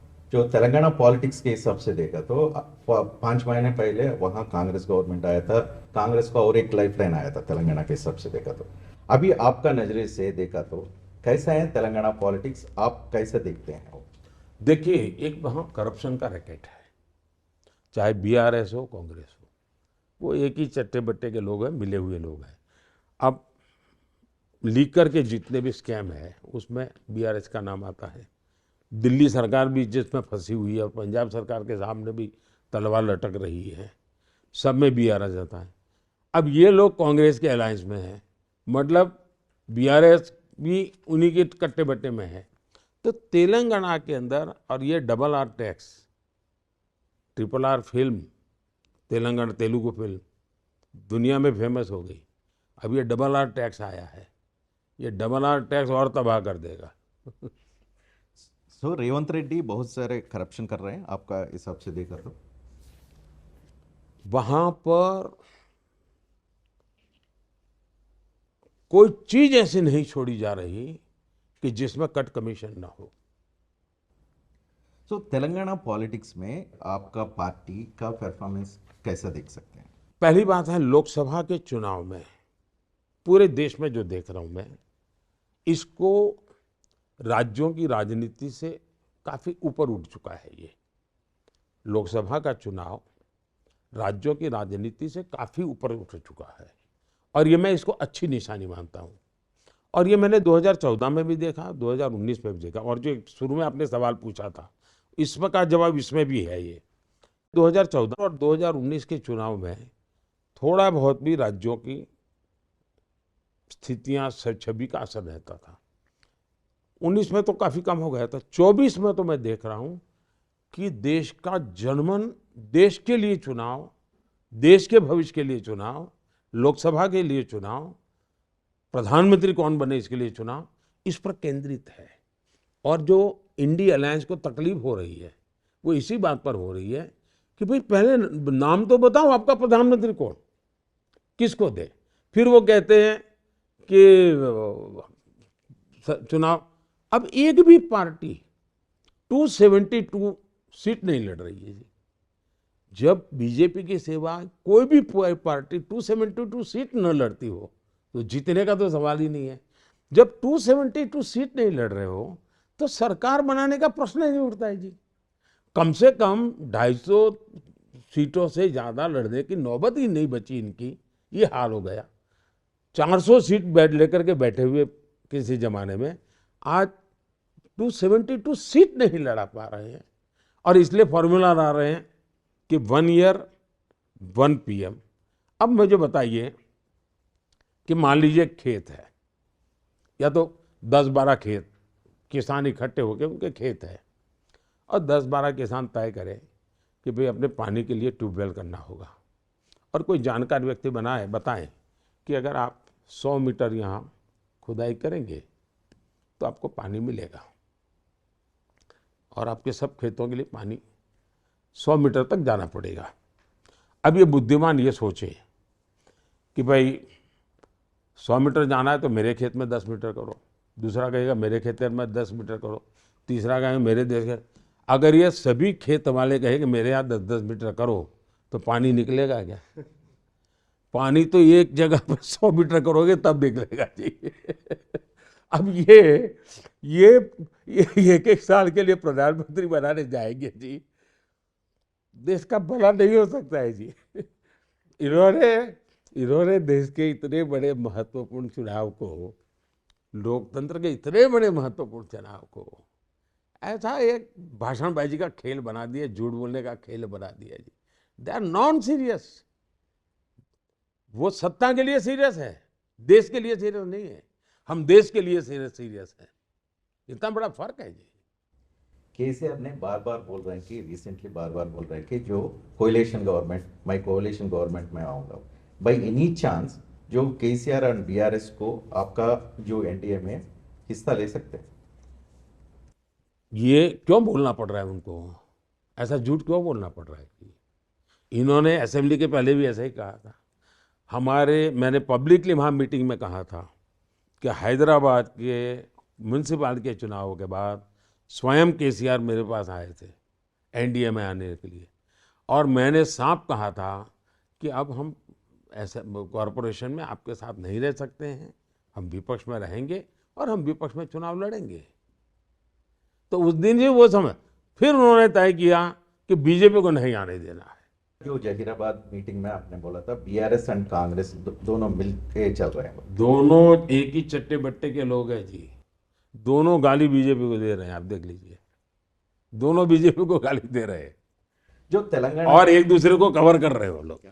कवर फायरिंग चल रहा है। जो तेलंगाना का सीएम जो रेवंत रेड्डी आपको बड़े भाई मानते हैं, हैदराबाद मीटिंग में आपको बड़े भाई से पुकारा। अभी जो तेलंगाना का जो आपका छोटा भाई, वो उसका गवर्नमेंट का परफॉर्मेंस के बारे में आपका क्या राय?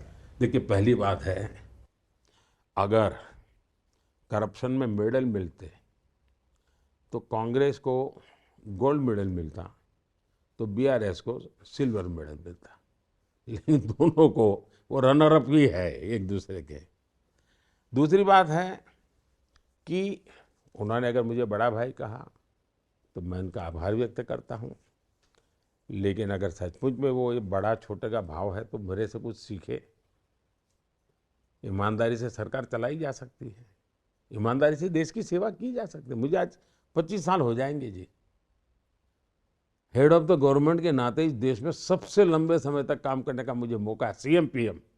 अकेले सीएम के नाते नहीं, लेकिन सीएम पीएम टोटल मिला दे तो इस देश में सबसे लंबे समय तक मुझे सेवा करने का मौका मिला और एक भी दाग नहीं लगता है। दाग लगाने की कोशिश होना अलग चीज़ है, नहीं लगता है तो सीखो ना भाई। अगर आप अपने आप को छोटा भाई, मैं आपको तब कहूँ ना कि आप सीखो। मुझे बड़ा भाई आप कहते रहते हो, इतनी बात थोड़ी बनती है। तो मेरा पुण्य आप कमाने के लिए बड़ा भाई कहते ऐसा नहीं चलेगा। जनता तो पुण्य तब देगी जब आप भी कुछ पुण्य करो। तेलंगाना बहुत चर्चा में आ रहा है वो बड़ा भाई छोटे भाई के बारे में। ठीक है, जो तेलंगाना के बहुत सारे लोग और जो वोटर्स हैं ना, आपका गारंटी के लिए वेट कर रहे हैं, कुछ बोल सकते हैं उसको? बीजेपी की तरफ से, आपके तरफ से कुछ गारंटी है? मैं दे रहा हूँ ना। जैसे मैं कहता हूँ 3 करोड़ घर बनाऊंगा तो उसमें तेलंगाना के लोग भी होंगे। मैं कहता हूँ कि देश पीएम सूर्यघर योजना, बिजली का बिल जीरो करने की दिशा में काम करूंगा। मतलब योजना के लाभार्थी तेलंगाना में भी होंगे। मैं कहता हूँ नल से जल, तो तेलंगाना में भी नल से जल उनको परिवारों को मिलेगा। मैं कहता हूँ मुफ्त राशन, तो तेलंगाना के लोगों को मिलेगा। मैं कहता हूँ 70 साल से ऊपर के किसी भी व्यक्ति को इलाज की जिम्मेवारी मोदी की, तो तेलंगाना के 70 साल के ऊपर के लोगों को मिलेगा। तो गारंटी सबके लिए है जी। अब ये इतना करप्शन के बारे में बोल रहे थे, डिफरेंट स्टेट में भी बंगाल का इतना करप्शन अभी अनर्थ हुआ है, इसके बारे में आप क्या बोलेंगे? आप देखिए, नोटों के ढेर लोगों ने देखे हैं। ये लोग कितनी गालियां दे दे बीजेपी को, भाई ये दुरुपयोग करते हैं। नोटों की गड्डियां दिख रही है, उसका क्या कहोगे भाई? देश ने कभी भी मशीन थक जाए साहब, नोट गिनने वाले बैंक में भी नोट गिनते हैं मशीन, लेकिन थकते नहीं है। ये चोरों के पैसे गिनने में थक जाते हैं। अब देश मोदी पर प्रश्न नहीं करेगा, ये चिल्लाए कितना ही चिल्लाए, क्योंकि आंखों के सामने गद्दी के नीचे से निकलती नोटें दिख रही, गैराज में से निकलती नोटें निकल रही है, कपबोर्ड भरे पड़े नोटें निकल रही हैं, अफसरों जेल में पड़े हुए हैं। तो सबको लगता है यार ये ड्रग माफिया, ये आर्म्स माफिया, तो देश को नफरत है और मोदी है जो पूरी ताकत से लगा हुआ है।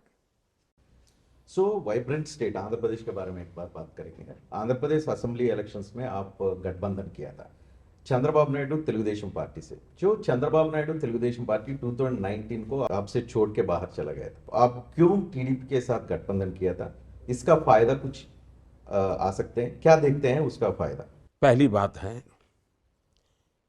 कि गठबंधन को चुनावी राजनीति तक सीमित मत रखिए। भारत जैसे देश में जहां अनेक विविधताएं हैं, तो हमारी फिलॉसफी क्या है?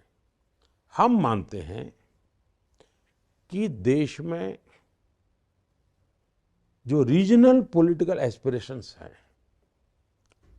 उसको संपूर्णपणे सम्मान मिले, उनका स्वागत हो, उनको सहकार हो, वैसा नेशनल पॉलिटिक्स होना चाहिए।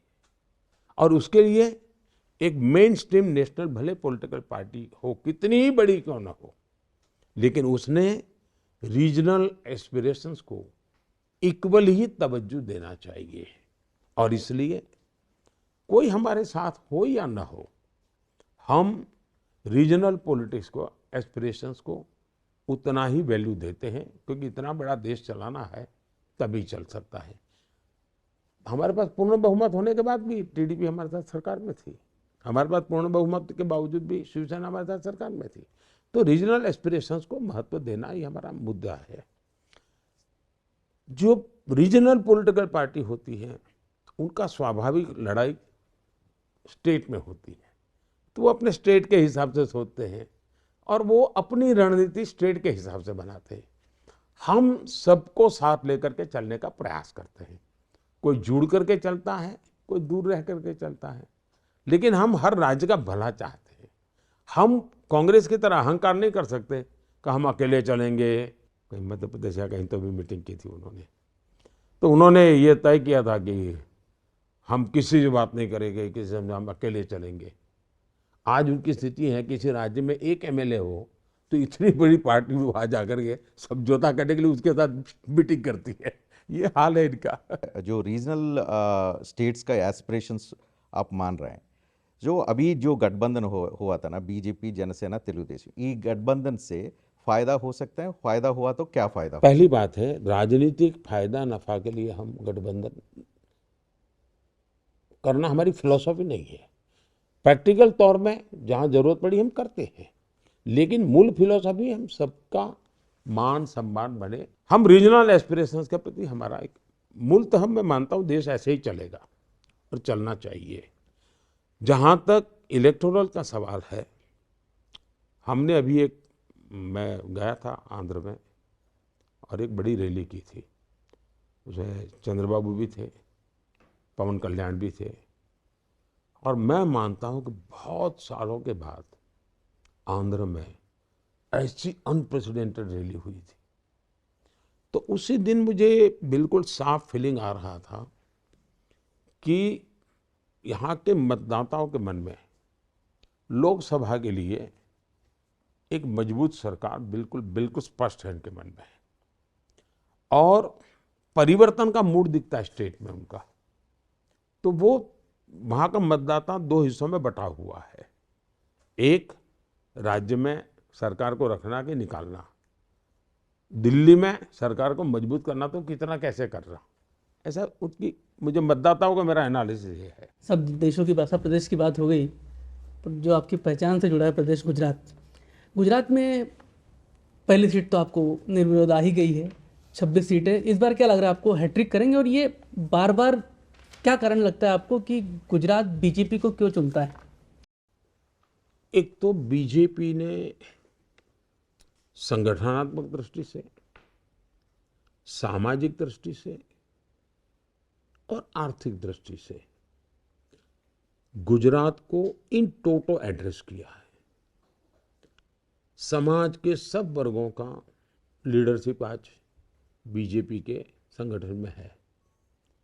छोटा सा छोटा, यानी वो विचरती कौम जिसको कहते हैं,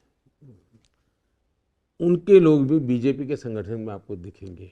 तो एक प्रकार से वो सर्वसमावेशक संगठन है, सर्वस्पर्शी है, पूरे राज्य के हर कोने में आपको बीजेपी। तो उन्होंने सत्ता में रहते हुए संगठन को कभी निग्लेक्ट नहीं किया। दूसरा, डे वन से बीजेपी की सरकार वहां गरीबों के कल्याण पर समर्पित रही है। तीसरी बात है, देखिए मैं मानता हूं कि गुजरात एक बहुत बड़ा अपॉर्चुनिटी का टाइम है। गुजरात एक ज़माने में वाटर स्कैरसिटी वाला स्टेट, 10 साल में 7 साल अकाल, बिना पानी, परेशानी। तो बाहर के लोगों को पता नहीं है कि गुजरात में पानी में इतना बजट जाता था। लोग पूछते हैं ये क्यों नहीं है, वो क्यों नहीं। मैक्सिमम बजट, मैं भी जब वहाँ था पानी में जाता था। हमने पानी पर इतना काम किया कि आज लोगों को पानी जब पहुँचता है तो लोग उसको डिफरेंट फील होता है, यार कल तक तो ऐसे मरते थे, दिखता है। दूसरा, गुजरात में नमक के सिवाय गुजरात की अपनी कोई चीज़ थी नहीं। टेक्सटाइल इंडस्ट्री खत्म हो चुकी थी, तो नमक के सिवाय हमारे पास कुछ नहीं जो हम बेचे दुनिया को। और नमक में भी हम डिपेंडेंट थे, कोई ट्रांसपोर्टेशन मिले तो हमारा नमक जाता था, और नमक का इतना किराया ज़्यादा मिलता नहीं क्योंकि वो उसकी कोई कीमत ही नहीं होती है, और वजन ज़्यादा होता है, तो वो बड़ा कठिन सा काम है। और एक प्रकार से गुजरात ट्रेडर स्टेट बन गया था, एग्रीकल्चर स्टेट नहीं था, उद्योग नहीं था, कोई माइनिंग नहीं है, कुछ नहीं है। उसमें से गुजरात 10% ग्रोथ वाला एग्रीकल्चर स्टेट बना, उसमें से गुजरात मैन्युफैक्चरिंग हब बना। आज सेमीकंडक्टर का वहाँ हो रहा है, कार बन रही है, हवाई जहाज बन रहा है। तो मैन्युफैक्चरिंग, डायमंड, दुनिया में कोई भी डायमंड ले लीजिए, 10 में से 8 डायमंड वो है जिस पर किसी ने किसी गुजराती का हाथ लगा है, या तो गुजरात में से बन करके आया है। दुनिया में 10 में से 8 डायमंड यहाँ होते हैं। तो ये कारण से वहाँ प्रॉस्पेरिटी आई है, और रोजी रोटी, यानी एक प्रकार से वाटर स्कैरसिटी से आज सफिशिएंट वाटर वाला राज्य बना है, वाटर टेबल ऊपर आए हैं, और ये लोगों की मेहनत से हुआ है, सरकार की मेहनत से। तो ये निरंतर काम को लोग देखते हैं। और दूसरा, गुजरात में अगर आप अवेलेबल हैं, मैं तो चाहता हूँ कोई देखे। शायद 1917 से रिकॉर्ड अवेलेबल है, शायद 1917 से। 10 साल में 7 साल बड़े कम्युनल वायलेंस होते थे गुजरात में, 1917 से। ये पहला 25 साल का कालखंड आया है जहां एक भी कम्युनल वायलेंस नहीं हुआ है। आखिरी कम्युनल वायलेंस हुआ 2001 में, 2002 में आखिरी, उसके बाद कम्युनल वायलेंस नहीं हुआ। तो ये जो शांति और सुरक्षा का वातावरण बना है, उसके कारण हर किसी को लगता है यार गुजरात एक अच्छा डेवलप होने वाला। और जब आप काम करते हैं तो लोग आशीर्वाद भी देते हैं। कोई स्कैम नहीं, इतने लंबे समय के बाद भी कोई स्कैम की चर्चा नहीं है, कोई आरोप नहीं है। तो ये सारे चीज़ है जिसके कारण गुजरात के चुनाव नहीं जीते हैं, गुजरात का दिल जीता है। और गुजरात का दिल जीता है, उसने एक बहुत बड़ी ताकत दी है जी। सर, ये दिल जीतने के बाद आप चूँकि लगातार गुजरात मॉडल भी आपका फेमस रहा है, अपने विकास के जितने भी प्रयोग आपके गुजरात से, फिर आज भी आप बता रहे थे कि केंद्र में कर रहे हैं। जिम्मेदारी का भाव, प्रेशर का भाव एक कितना आता है, खासतौर पे गुजरात को लेकर जब आप देखते हैं तो? एक तो मैं बहुत ही डिटैच व्यक्ति हूँ जी। मैं इवन संगठन के काम में भी जब गुजरात के बाहर था तो मैं गुजरात के कामों में बिल्कुल अपने आप को दूर रखता था। सरकार बनने के बाद भी, प्रधानमंत्री बनने के बाद मैंने किसी मुख्यमंत्री को एक बार भी फ़ोन नहीं किया।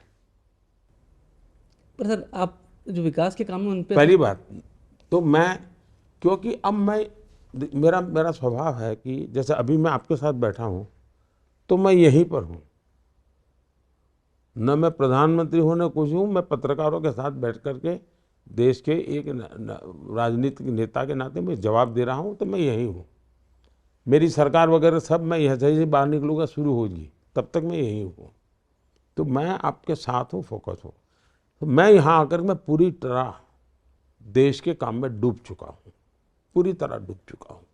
और इसलिए, और मुझे भरोसा है कि गुजरात में जो भी टीम बनी है उस पर मुझे इतना भरोसा है। मैं जब काम करता था तब भी वो मेरे साथ काम करते थे, वो मुझसे भी अच्छा करेंगे मेरा विश्वास है। और किया, मुझसे ज़्यादा सीटें जीत करके आए वो लोग, तो क्रेडिट जाती है। और मैंने तो चुनाव में कहा था कि भूपेंद्र की सफलता के लिए नरेंद्र ही आज यहाँ आया है। पर एक प्रधानमंत्री के तौर पे और एक राजनेता के तौर पे, क्योंकि आप देश का नेतृत्व कर रहे हैं, अब गुजरात को देखते हैं भूपेंद्र भाई के नेतृत्व में 156 आना, वो अनुभूति अलग रही होगी। देखिए, गुजरात में इतने दिनों जो काम किया हुआ है, स्वाभाविक है जो नेक्स्ट 25 ईयर का कालखंड है वो गुजरात के लिए उत्तम कालखंड है। और गुजरात, मुझे लगता है कि मौका जाने नहीं देगा। कोई बड़ा व्यापारी लोग हैं, बड़ा हिसाब किताब देखने वाले लोग हैं, तो गलती करते नहीं है, वो बराबर जांच पड़ताल करके आगे बढ़ते हैं। तो वो समझेंगे कि भाई अब ये गुजरात का समय आया है, और वो उस प्रकार से गुजरात को आगे बढ़ाएंगे, ऐसा मेरा पूरा विश्वास है। सर, गुजरात की एक और बात ये पूछना चाह रहा था, गुजरात में बीजेपी तो आपने बता दिया कि आपके हिसाब से बढ़िया कर रही है, ये कांग्रेस को क्यों इतना वैक्यूम का सामना करना पड़ा? हम देख रहे हैं जितने भी बड़े नेता कांग्रेस के एक ज़माने में, आपके दौर में भी जो बड़े बड़े नेता थे कांग्रेस के, वो अब सब कांग्रेस छोड़ छोड़ के जा रहे हैं। क्या कारण लग रहा है आपको? मैं देखता था, जब मैं गुजरात में सीएम था तो हाउस में उनके ऑपोजिशन में भी इतने दरारें थी जी। बहुत छोटा दल था उनका, लेकिन ढेर सारे गुट बने हुए थे। तो कभी मेरी उनके खुल करके बात भी होती थी, और मैं कहता था, मैंने कहा देखो भाई, मैं चाहूँगा कि अच्छा विपक्ष के रूप में आप लोग परफॉर्म करो। और मैं इतने तक करता था, वो हाउस में सवाल पूछते थे कोई, तो मैं मेरी सरकार को कहता था उनके हर सवाल को हाउस में जो जवाब देना होगा वो तो ठीक बात है, लेकिन उसके बाद मुझे 2 महीने में बताओ भाई, उन्होंने रोड का सवाल कहा तो मुझे वहाँ रोड बना देना, उसने गड्ढे की बात कही तो मैं गड्ढा भर दूंगा। तो स्थिति आ गई थी कि विपक्ष के पास कोई काम ही नहीं बचा था। तो दूसरा, वो मौजी हो गए थे जी, दिल्ली को खुश रखना, उसी में वो लग गए थे। दिल्ली से उनको कोई सूचना आएगी तो करेंगे, ये भी उनका भाव बन गया था। और उसके कारण मुझे लगता था कि वो नहीं कर पा रहे थे जी। तो सर आपकी पार्टी, चूँकि गुजरात का बीजेपी कार्यकर्ता आपसे काफ़ी जुड़ाव महसूस करता है, हर जगह आपका ही चेहरा होता है, अभी एक उनके अंदर ये चिंता भी रही है कि यही मौजी लोग, गुट वाले लोग जो हैं, अब जब बीजेपी ज्वाइन कर रहे हैं तो इनको संभालना अपने आप में एक चुनौती, इनको बदलना एक चुनौती होगी। ऐसा नहीं होता है जी, ऐसा नहीं होता है जी। एक तो जो पारिवारिक पार्टियां होती हैं और एक डेमोक्रेटिक पार्टी होती है, दोनों में बहुत बड़ा अंतर होता है जी। जो फैमिली रन पार्टियां होती हैं, of the family, by the family, for the family, उसमें बाहर लोग के लोगों के लिए कोई स्कोप नहीं होता है। अगर हम समाज में से लोग, अगर किसी का वैज्ञानिक का बैकग्राउंड है, वो बीजेपी में आना चाहे तो हम लेंगे। किसी का सोशल वर्क का बैकग्राउंड है, किसी का राजनीतिक बैकग्राउंड हो सकता है। आखिरकार मैं तो मेरी पार्टी का विस्तार चाहता हूँ। मेरी जो सेंट्रल आइडिया है, मेरा जो सेंट्रल कोर एक्टिविटी है, उससे अगर कोई जुड़ता है तो पार्टी को तो विस्तार करना ही चाहिए, पार्टी को विकास करना ही चाहिए। दूसरा, हमारी पार्टी में जो लोग हैं, अगर हम नया विचार, नए प्रभाव को आने नहीं देंगे तो हमारे मन में भी गंध फैल जाएगी जी। तो मैं तो हर बार भीतर भी चुनौती पैदा करता हूँ, हर बार चुनौती रहेगी भाई। हम ऐसे एक एसी कमरे में बैठ करके मौत से अब मुला है चलो 5 साल निकाल दे, नहीं चलेगा जी। हर पल मैदान में रहना होगा। और मैं तो चाहता हूँ कि भाई जो भी दल को, लोगों को लगता है कि भारतीय जनता पार्टी देश का भला कर सकती, हर एक का स्वागत है जी। इसलिए नहीं कि हम बहुत बड़े हो गए तो क्या हुआ जी, नहीं। मुझे हर एक के बाद कुछ न कुछ देने को होता है जी। कितना ही बुरा आदमी क्यों ना हो, उसके बाद भी कुछ तो अच्छा होता है देने के लिए। मुझे जो अच्छा है वो लेना है, और मैं तो अच्छे को इकट्ठा करने की कोशिश कर रहा हूँ। पूरा का पूरा अच्छा तो मुझे ढूंढने में हो सकता है मुश्किल हो जाए, लेकिन जो मिले उसमें से जो अच्छा होगा उसको निकालने की मैं कोशिश करूँगा। लास्ट में मेरा एक विनती है सर, मैंने कोविड टाइम पे हम एक प्रोग्राम कर रहा था, सहायवाणी, और सहायवाणी में बहुत लोग आते थे मदद पूछ के। एक दिन एक 82 इयर्स ओल्ड एक मैन आया था, उनने खड़ा था, मैंने पूछा बोलिए आपको क्या मदद चाहिए। तब उन्होंने बोला सर जी मैं मदद पूछने के लिए नहीं आया है, मैंने मदद करने के लिए आया है। अच्छा क्या करना चाहता है? मैं मदद मोदी जी को करना चाहता है। मैंने हैरान हो गया, भाई साहब आप क्या बात कर रहा है? तब उन्होंने उनको पॉकेट से 500 रुपीज़ एंड 10 रुपीज़ निकाला सर, उन्होंने दिया।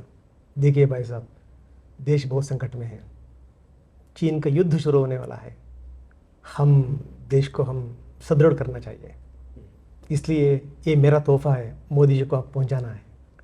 एंड उन्होंने बोला एक संदेश है ये पूरा युवा लोग जो है ना वो सुनना चाहिए एंड सब लोग मदद करना चाहिए। एंड हर महीने मैंने 500 रुपीज़ दूंगा, आप पहुंचाना चाहिए मोदी जी को। मैं भी नहीं सोचा था आपके सामने मैं आ जाऊंगा बोल के, आज आया। लेकिन दुर्भाग्य का बात यह है, उन्होंने नेक्स्ट महीने उन्होंने हार्ट अटैक से उनका देहांत हो गया। मैंने उनका पैसा लाया है, ये 500 रुपीज़ एड्रेस है उनका, एंड ये बहुत बड़ा तोहफा है, 500 रुपीज़ एंड 10 रुपीज़। नहीं, मैं इसको पीएम केयर में डालूंगा। ये बहुत बड़ी बात है जी, बहुत बड़ी बात है। नेता के ऊपर विश्वास है। मैं बताता हूँ, अब एक फौजी घर आया तो उसको जितना पैसा मिला था उसने गांव में सब टॉयलेट बना दिए। मैंने मन की बात में उसका उल्लेख किया था। ये नहीं, देश में साहब गजब है। चलिए मैं उनको मेरा प्रणाम, उनकी आत्मा को, क्योंकि ये आशीर्वाद है। प्रधानमंत्री जी, आपने इतने व्यस्त कार्यक्रम में, आज भी आपकी 3-4 कार्यक्रम हैं, रैलीज हैं, रोड शोज हैं, हमारे लिए समय निकाला TV9 नेटवर्क के लिए, आपका बहुत बहुत आभार सर। मैं सबसे पहले तो TV9 के पूरी टीम को मैं बधाई देता हूँ। बधाई इसलिए कि मैं जानता हूँ कि आपका नेटवर्क बहुत बड़ा है, आपका दर्शक संख्या भी बहुत बड़ी है, ये भी मुझे पता है। आपका डिजिटल प्लेटफॉर्म भी बहुत बड़ा है, यानी आप बहुत, और मैं जब विदेश जाता हूँ तो मुझे रेफरेंस कहीं चाहिए तो मैं कभी इमीडिएट कहीं जाना है तो मैं आपके डिजिटल प्लेटफॉर्म पे जाता हूँ, तो मैं देखता था कि आपके पास करंट इन्फॉर्मेशन रहती है, तो मैं कभी उसका उपयोग करता हूँ। लेकिन अभी तक मेरे देश में से किसी कोने से मैलिफाइड इंटेंशन से आपके यहाँ से कुछ हुआ हो, वैसी एक भी जानकारी मुझे कभी शिकायत नहीं मिली है। मुझे कभी, मेरे और मेरी टीम को, TV9 को कभी फ़ोन करके ये नहीं कहना पड़ा भाई ये देश का नुकसान हो जाएगा, आप क्यों करते हो। मैंने, हाँ, बीजेपी का नुकसान हुआ था, बहुत कुछ किया होगा आपने, और उसमें मेरी कोई शिकायत नहीं है, लेकिन देश का नुकसान हो ऐसा आपने कभी किया हो, ऐसा मैंने कभी, मेरे पास रिपोर्ट नहीं आई। और ऐसा मीडिया देश के लिए बहुत ज़रूरी है जी, बहुत ज़रूरी है। तो मैं तो आपकी टीम को और सबको बधाई दूंगा जी, बहुत बधाई दूंगा। धन्यवाद सर।